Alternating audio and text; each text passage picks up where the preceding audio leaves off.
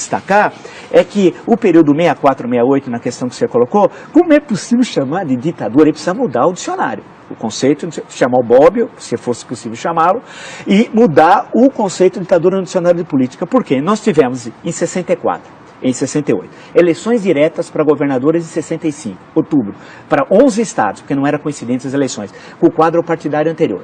Que ditadura tem eleições no qual a oposição ganha, por exemplo, em 2 estados chaves, Guanabara e Rio de Janeiro. Tivemos eleições em 66, tivemos eleições em 68, que ditadura tem passeata dos 100 mil?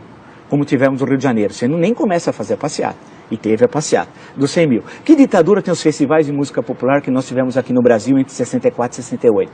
Que ditadura tem o movimento artístico, o teatro, por exemplo, que nós tivemos no período teatro de censura? O entendimento, pois é, mas não teve censura? Muito pouco, né? O show, é bom lembrar que a ditadura que lembra filme, para apoiar o cinema nacional. Eu queria saber que ditadura na América Latina criou uma empresa para apoiar o filme nacional. Mas vê como que a coisa é diferente aqui. Então, período 68, 78, agora veja a contradição.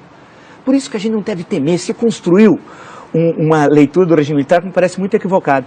Se o AI-5, como é sabido, vigorou de 13 de dezembro de 68 a 31 de dezembro de 78, em 74, nós tivemos uma eleição relativamente livre para o Senado. O Brasil tinha 22 estados. O MDB, a oposição, ganhou 16, perdeu em 6, na verdade perdeu em 5, e no Maranhão era candidato único da Arena, né? E o que aconteceu? Quem assistiu, se tem alguns vídeos, o regime militar que criou o horário político gratuito. A versão do regime militar não havia, que era para igualar a NMDB. 1º de janeiro, restabelecida imunidade parlamentar. Quem chama de ditadura não sabe nada de política, de história.